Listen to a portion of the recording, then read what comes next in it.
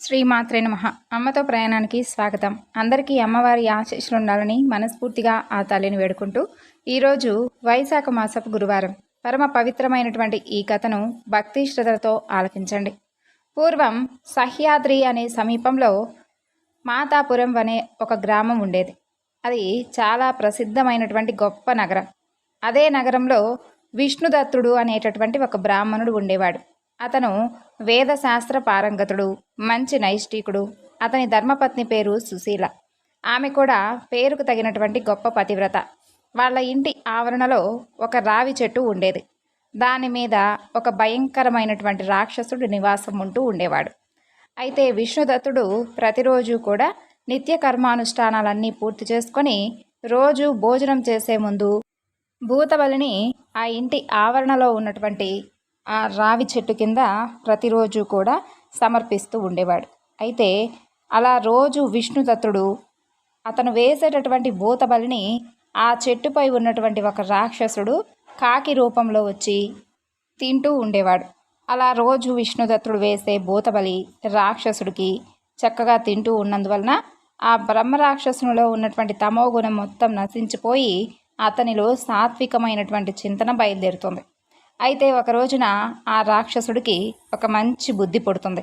ఎంతో కాలంగా తిండి పెడుతున్నాడు కదా, ఇతనికి ఏదైనా కానీ నా వంతుగా ఉపకారం చెయ్యాలి అనేటటువంటి తలంపుతో విష్ణుదత్తుడు ఎదుట ప్రసన్నమైనటువంటి రూపంతో ప్రత్యక్షమై ఇలా అంటాడు. విప్రవర్య, విష్ణుదత్త, రోజు నువ్వు పెడుతున్న అన్నం తింటున్నాను, సంతృప్తి చెందాను. నీకేదైనా కానీ ప్రత్యోపకారం చేద్దామని అనిపిస్తుంది.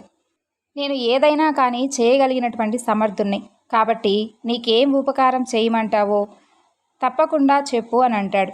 అప్పుడు విష్ణుదత్తుడు ధర్మపత్ని అయినటువంటి సుశీలతో కలిసి ఆలోచించి, రాక్షసోత్తమా, చాలా కాలంగా మాకు తీరనటువంటి ఒక కోరిక ఒకటి ఉండిపోయింది. దత్తస్వామి వారు ఈ యొక్క పర్వత ప్రాంతంలోనే సంచరిస్తూ ఉంటారని వినడమే కానీ ఎప్పుడూ కూడా వారి దర్శనం అయితే మాకు కాలేదు. దయచేసి వారిని కనుక ఒక్కసారి చూపిస్తారా అని అడుగుతాడు. అప్పుడు ఆ రాక్షసుడు, చాలా మంచి కోరిక కోరావు, తప్పకుండా చూపిస్తాను. అయితే మరి ఒక షరతు, దత్తస్వామిని అల్లంత దూరం నుండి నీకు 3 మార్లు చూపించే ప్రయత్నం చేస్తాను. ఎందుకంటే ఆయన చిత్ర విచిత్రమైనటువంటి రూపాలలో సంచరిస్తూ ఉంటారు. గుర్తించగలిగి ఆయన్ను పట్టుకోగలిగితే నీ అదృష్టం. ఈ షరతుకు విష్ణుదత్తుడు కూడా అంగీకరిస్తాడు. అయితే సిద్ధంగా ఉండు. స్వామివారు ఆ చుట్టుపక్కలలో తిరుగుతూ ఉన్నప్పుడు హఠాత్తుగా ఆ రాక్షసుడు ఒకనాడు ప్రత్యక్షమవుతాడు. రారా అంటూ పిలుస్తాడు. పాపం విష్ణుదత్తుడు పడుతూ లేస్తూ వెళతాడు. మద్య మాంసాలు విక్రయించేటటువంటి వీధిలో ఉన్మత్త వేషంలో ఒక వ్యక్తి కనిపిస్తాడు. తాగినటువంటి మత్తులో దుమ్ము కొట్టుకొని పోయి ఒక పిచ్చివాడి రూపంలో ఉన్నటువంటి ఆ వ్యక్తిని చూపించి, అదుగో అతనే దత్తస్వామి, వెళ్ళి అతన్ని దర్శించు అంటూ ఆ రాక్షసుడు వెళ్ళిపోతాడు. అయితే విష్ణుదత్తుడు మాత్రం అస్సలు నమ్మలేకపోతాడు. ఇంత అనాచారుడా నా స్వామి, అబే ఈ రాక్షసుడు నన్నేదో ఆట పట్టించడానికి ఇలా చెబుతున్నాడులే అని అనుకుంటాడు. అలా తనలో తాను ఏదో తర్కించుకుంటూ ఉండగానే ఆ ఉన్మత్తుడు అలా దూరమై అదృశ్యమవుతాడు. రాక్షసుడు తిరిగి వస్తూనే, ఏమి మందమతవయ్యా విష్ణుదత్త, నీకు ముందే చెప్పాను కదా స్వామివారు చిత్ర విచిత్రమైనటువంటి రూపాల్లో తిరుగుతూ ఉంటారని. మర్చిపోయావేమో, గుర్తించలేకపోయావు. బంగారం లాంటి అవకాశాన్ని జారవిడ్చుకున్నావు కదయ్యా. పోనీలే, చింతించవద్దు, మరొకసారి చూపిస్తానులే అంటూ అతన్ని ఊరడించి ఆ రాక్షసుడు వెళ్ళిపోతాడు. ఇక మరొక రోజున మరింత హడావిడిగా వస్తాడు రాక్షసుడు. ఓ విష్ణుదత్త, రారా, మహాదేవుడు ఇక్కడే దగ్గరలో సంచరిస్తున్నాడు అని చెబుతాడు. విష్ణుదత్తుడు మరలా బయలుదేరుతాడు. అది శ్మశానం. శ్మశాన వాటికలో దుమ్ము కొట్టుకొని పోయి ఉన్నటువంటి ఒక మనిషి కనిపిస్తాడు. ఆ మనిషి చుట్టూ కుక్కలు గుమికూడి తిరుగుతూ ఉంటాయి. అతని చేతిలో కపాలం ఉంటుంది. కళ్ళు చూస్తే ఎర్రగా చింతనిప్పుల్లా ఉంటాయి. ఎముకలన్నీ కూడా శరీరం నిండా ఆభరణాలుగా ధరించి ఉంటాడు ఆ వ్యక్తి. స్వామివారికి ఇదేమైనా మరొక రూపం కాబోలు అని అనుకొని విష్ణుదత్తుడు దగ్గరకు చేరుకోబోతాడు. అయితే ఆ పెద్ద మనిషి కస్తుమంటాడు. అందుబాటులో ఉన్నటువంటి ఒక పొడవాటి ఎముక ముక్కను తీసుకొని విష్ణుదత్తుని కొడతాడు. విష్ణుదత్తుడు భయపడిపోతాడు. కాళ్ళల్లో వణుకు పుడుతుంది. కళ్ళు తిరుగుతాయి. పడిపోబోయి మరలా నిలదొగ్గుకుంటాడు. బతికుంటే బలుసాకైనా తిని బ్రతకవచ్చులేననుకొని వెనక్కి కూడా తిరగి చూడకుండా పరుగులు అంగించుకుంటాడు. అలా దూరం నుండి రాక్షసుడు అదంతా చూస్తూ ఉంటాడు. అప్పుడు రాక్షసుడు, అయ్యో, ఈ వెర్రిబాపుడు ఈసారి కూడా మంచి అవకాశం పోగొట్టుకున్నాడే, దైవం అనుకూలించకపోతే దైవ దర్శనం కాదు కదా. విష్ణుదత్తుడు సిగ్గుపడుతూ ఇంటికి చేరుకుంటాడు. మరలా ఇంకొక రోజున ఆ రాక్షసుడు విష్ణుదత్తుని పిలిచి, నీకు దత్తస్వామిని 3 మార్లు చూపిస్తానని చెప్పాను కదా, ఇది ఆఖరి ప్రయత్నం, నాతో పట్టురా అంటూ తీసుకెళ్తాడు. ఇక సుశీలమ్మ కూడా భర్తకు బాగా ధైర్యం నూరిపోస్తుంది. ఏమైనా సరే ఈసారి విజయం సాధించి తీరాలి అంటూ గట్టిగా చెప్పి పంపిస్తుంది. అలా తాను దృఢంగా సంకల్పించుకుంటాడు. 3వ మారు కూడా భయపడి వెనుతిరిగితే ఇక ఈ సృష్టిలో నాకంటే కూడా దౌర్భాగ్యుడు ఇంకొకడు ఉండడు. ఏమైనా కానీ ఈసారి ధైర్యం చేయవలసిందే. స్వామి రూపం ఎంత భయంకరంగా ఉండని, జుగుప్సాకరంగా ఉండని, నన్ను తిట్టని కొట్టని, ఈ మారు మాత్రం స్వామి పాదాలు వదలను కాక వదలను అని ఆలోచించుకుంటూ రాక్షసుడి వెంట వెళతాడు. అలా వెళుతూ వెళుతూ గ్రామం దాటుతారు. వెలివాడ చేరుకుంటారు. అల్లంత దూరాన ఒక వికృతాకారుడు కనిపిస్తాడు. అతను చనిపోయి ఉన్నటువంటి ఒక గాడిద శరీరం నుండి మాంసం ముద్దలు పెకిలించి కాకులకు, గద్దలకు, కుక్కలకు, నక్కలకు విందులు పంచుతూ కనిపిస్తాడు. రమణోత్తమ, అడుగో దత్తుడు అతనే, త్వరగా వెళ్ళి కాళ్ళ మీద పడు అంటూ మెల్లగా చెప్పి ఆ రాక్షసుడు చల్లగా జారుకుంటాడు. పాపం విష్ణుదత్తుడు సర్వశక్తులు కూడగట్టుకుంటాడు. ధైర్యం తెచ్చుకుంటాడు. గబగబా వెళ్ళి ఆ వికృతాకారుడి కాళ్ళ మీద పడతాడు. 2 పాదాలు 2 చేతులతో గట్టిగా పట్టుకుంటాడు. కళ్ళు మూసుకొని ఆయన ఎంత విదిలించినా కూడా విడిచిపెట్టడు. మాంసం ముద్దలతో వీపు మీద ఎంత బాదినా పట్టు సడలించలేదు. తన శరీరంపై గాడిద మాంస గొట్టల్లాగా పడినా కూడా అస్సలు అసహ్యించుకోలేదు. అలా పాదాలు పట్టుకొని సాష్టాంగ పడ్డవాడు పడ్డట్లే ఉంటాడు. ఓరి మూడుడా, నన్నెందుకురా ఏడిపించుకొని తింటున్నావు, నేను చంపేస్తాను, నీకు అసలు నాతో ఏమిట్రా పని అంటూ ఆ వికృతాకారుడు కన్న కఠోరంగా గద్దిస్తాడు. అయినా సరే తన పనిని సాధించుకోవాలనేటటువంటి పట్టుదలతో విష్ణుదత్తుడు స్వామి పాదాలు విడిచిపెట్టలేదు. అప్పటికి స్వామివారు ప్రసన్నుడవుతాడు. వికృతాకారం వదిలేస్తాడు. మృదువుగా, శ్రావ్యంగా ఇలా అంటాడు, విష్ణుదత్త, ఈ యొక్క వికృతాకారుడితో నీకేమిటయ్యా పని? నా కోసం 3 మార్లల్లా వచ్చావు అని అడుగుతాడు. ఆ స్వరంలో వినిపించినటువంటి మార్ధవం, మాధుర్యం విష్ణుదత్తుణ్ణి పులకింపచేస్తాయి. నీవు వీపు మీద మాంసం ముద్ద బరువు ఎవరో తీసివేసినట్లుగా ఉంది స్వామి. పట్టుకున్న కాళ్ళు, నేల రమణీయంగా మారిపోతాయి. అప్పుడు విష్ణుదత్తుడు మెల్లగా కళ్ళు తెరుస్తాడు. ఆ పాదాల మీద చూస్తే పట్టు పీతాంబరపు ఎర్రంచు వేలాడుతూ కనిపిస్తుంది. నల్ల కలువల్లాంటి పాదపద్మాలు తన చేతుల్లో ఉంటాయి. ఆ పాదాలపై శిరస్సు ఆంచి గబగబా 3 మార్లు కళ్ళకద్దుకుంటాడు. లేచి నిలబడతాడు.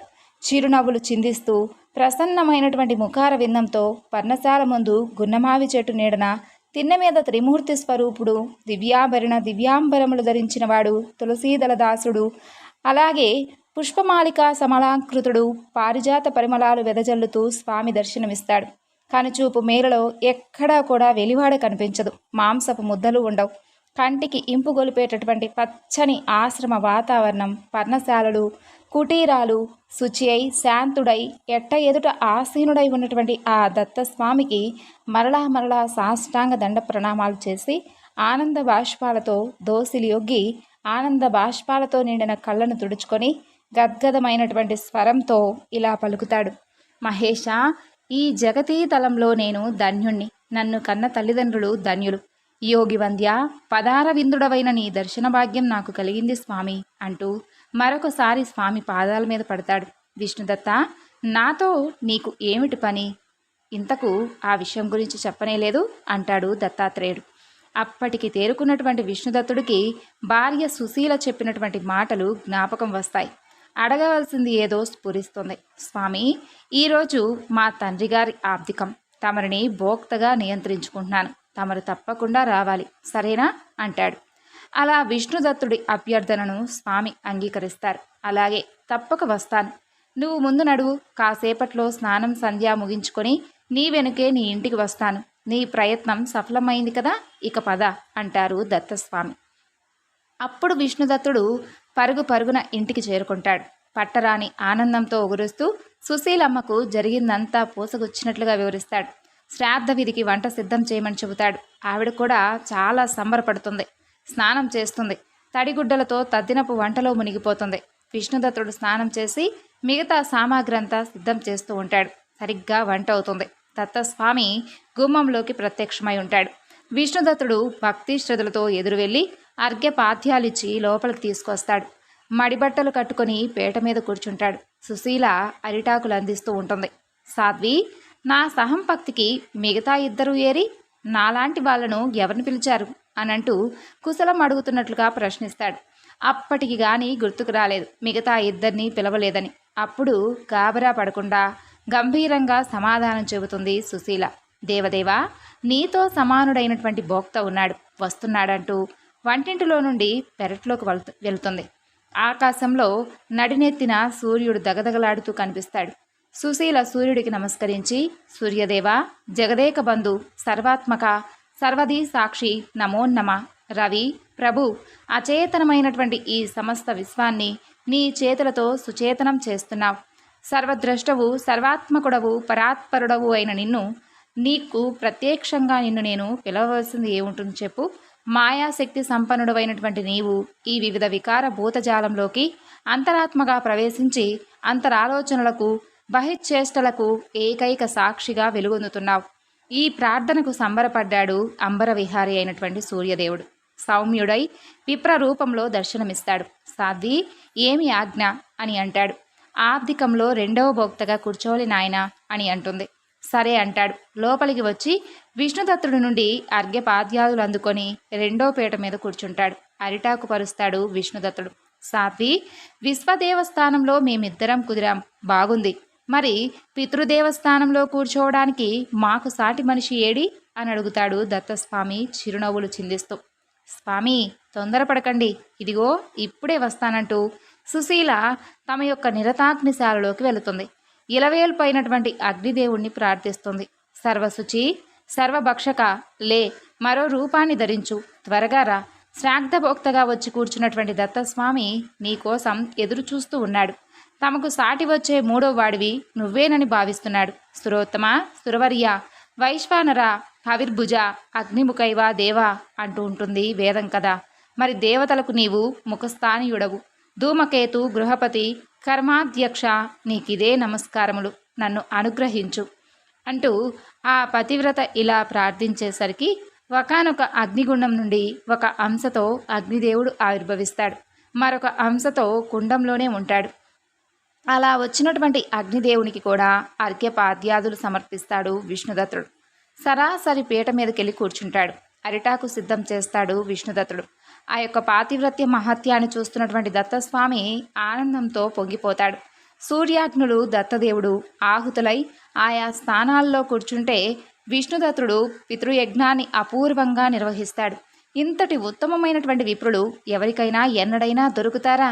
ముగ్గురు కూడా శ్రాద్ధవిధి నియమాలకు అనుగుణంగా చక్కగా సంతుష్టులై తృప్తాస్మా అంటూ ముక్త కంఠంతో పలుకుతారు. విష్ణుదత్తుడి పితృపితామహ అలాగే ప్రప్రితామహులకు అక్షయ పుణ్యలోక ప్రాప్తి కలగాలంటూ ఆశీర్వదిస్తారు. సుశీల విష్ణుదత్తులు సాష్టాంగపడతారు. లేచి అంజలి ఘటించి శిరస్సు వంచి నిలబడతారు. అప్పుడు ఆనందంతో భక్తి శ్రద్ధలతో విష్ణుదత్తుడు దత్తాత్రేయుడిని స్తుతిస్తాడు. అప్పుడు దత్తాత్రేయుడు, బ్రాహ్మణోత్తమ విష్ణుదత్త, నీకు పూర్తిగా ప్రసన్నుణ్ణి అయ్యాను నాయనా. ఏదైనా కానీ వరం కోరుకో, నా భక్తుడవైనటువంటి నీ వాంఛితం తప్పక తీరుస్తాను. దివ్యమైనటువంటి ఇప్పుడు నువ్వు చేసినటువంటి నా అష్టోత్తర శతనామావళిని నీవు ఏ విధంగా చక్కగా ప్రకాశింపచేస్తావు కదా. అందరికీ సులభ సుందరమైనటువంటి శైలిలో అందరికీ విన్నంతనే అర్థమయ్యే భాషలో నా తత్వాన్ని నా రహస్యాన్ని ఆవిష్కరించావు.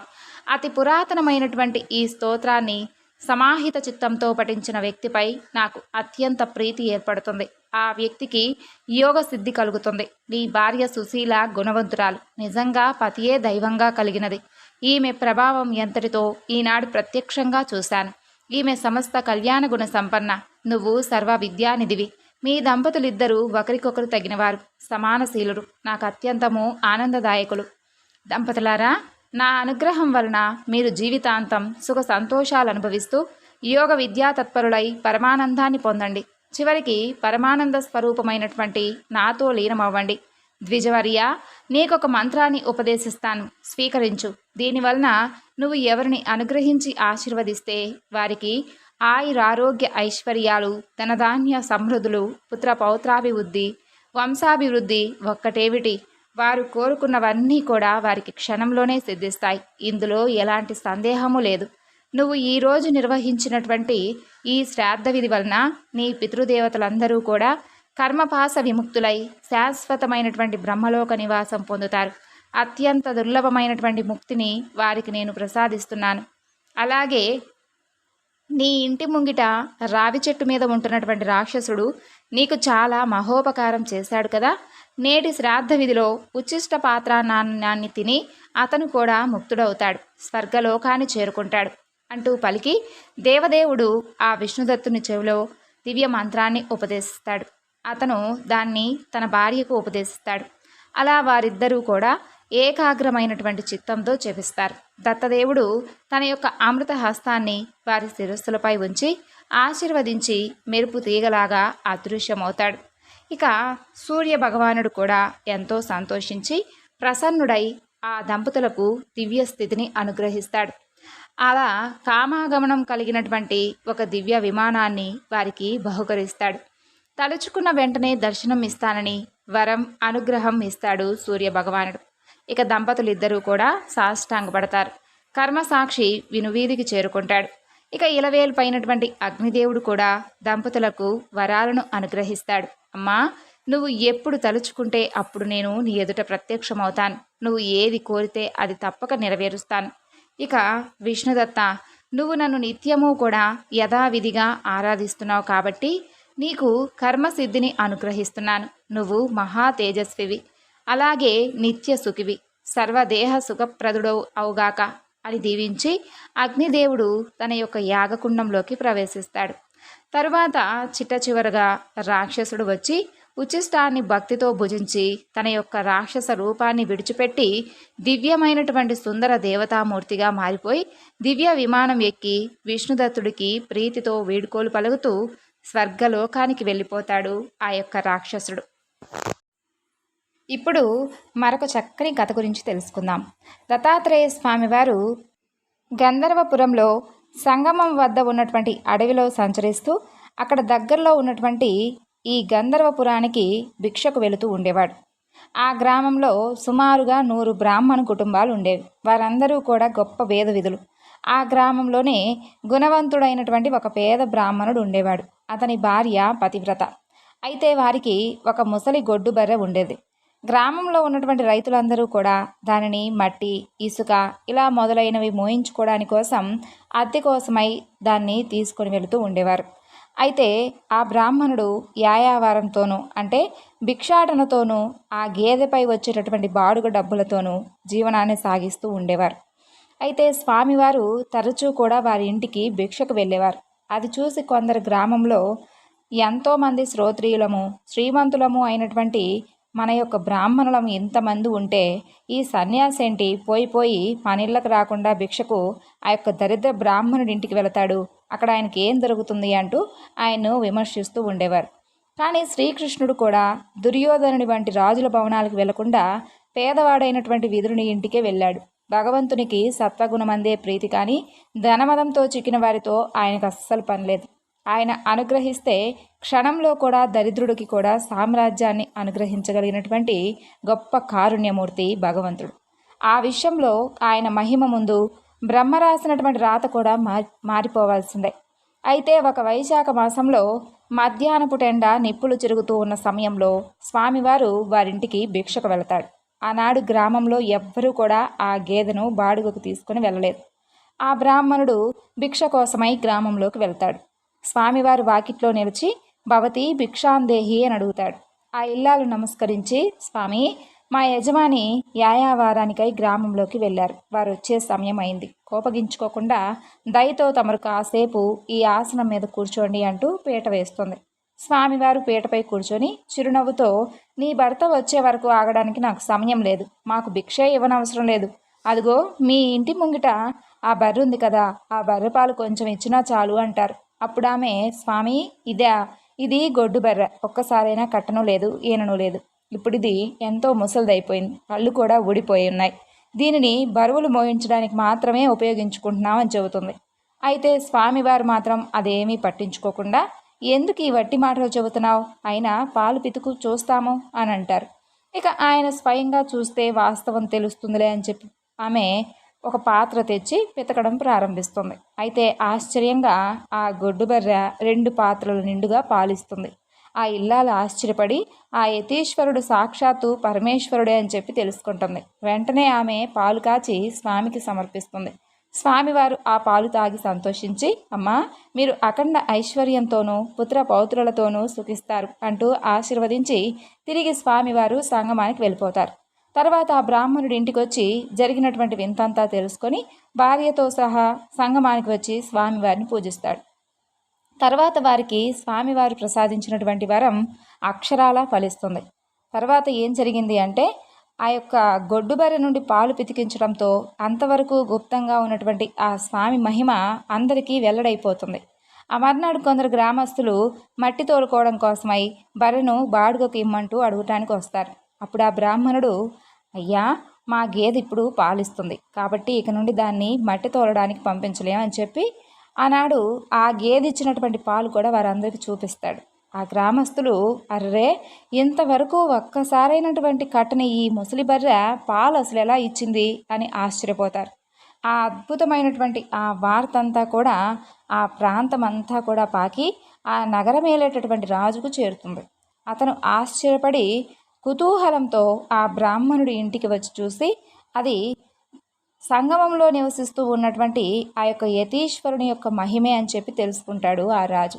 వెంటనే అతను సకుటుంబంగా పరివారంతో సహా సంగమానికి వెళ్ళి స్వామివారికి పొర్లు దండాలు పెట్టి సాష్టాంగ నమస్కారం చేసి ఇలా స్తుతిస్తాడు. జగద్గురు, మాయామోహితుడు అయినటువంటి నాకు త్రిమూర్తి స్వరూపులైనటువంటి మీ యొక్క అపార మహిమ ఇన్ని రోజులు తెలియనే లేదే. పరంజ్యోతి స్వరూప, నన్ను మీరే ఈ సంసారం నుండి ఉద్ధరించాలి స్వామి. పామరుల దృష్టికి మానవుడిలా కనిపించే మీరు విశ్వకర్తలు స్వామి, మీరు నిజంగా భగవత్ స్వరూపులు అని అంటారు. అప్పుడు దత్తాత్రేయ స్వామివారు సంతోషంతో అతన్ని ఆశీర్వదించి, రాజా, మేము తపస్సులం, అరణ్యంలో నివసించే సన్యాసులం, నీవిలా సకుటుంబంగా పరివారంతో మా దర్శనానికి వచ్చావేమిటి అంటారు. అప్పుడు ఆ రాజు వినయంగా నమస్కరించి, ప్రభు, మీరు భక్తులను ఉద్ధరించడానికి అవతరించినటువంటి నారాయణులే. వాత్సల్యంతో వారి కోరికలను అనుగ్రహించి సంతోషపెట్టడమే మీ స్వభావం. అలాంటి మీరు ఈ అడవిలో నివసించడం ఎందుకు?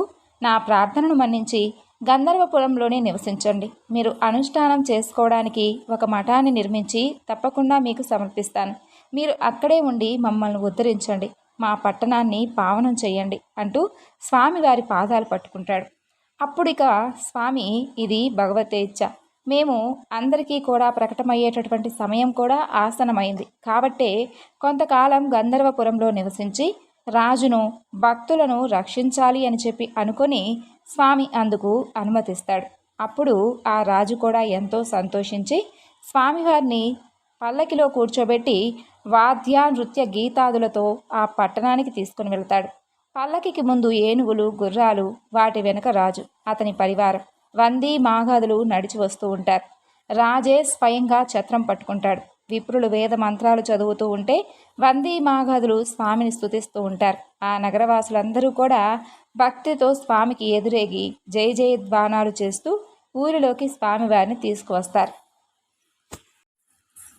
ఆ విధంగా స్వామివారు గంధర్వపురంలోనే చక్కగా నివసించి ఎన్నో లీలలను అలాగే భక్తులను ఉద్ధరించారు. ఈ విధంగా స్వామివారు చేసినటువంటి లీలలు ఎంత చెప్పుకున్నా ఎంత విన్నా తనివి తీరదు. మనందరిపై కూడా ఆ దత్తాత్రేయ స్వామివారి అనుగ్రహం సంపూర్ణంగా ఉండాలని మనస్ఫూర్తిగా ఆ స్వామిని వేడుకుంటూ ఈరోజు ఈ వివరణను ఇంతటితో ముగిస్తున్నాను. మరొక చక్కని వివరణతో మరలా కలుసుకుందాం. అంతవరకు నమస్కారం. సర్వం శ్రీ లలితార్పణమస్తు. స్వస్తి.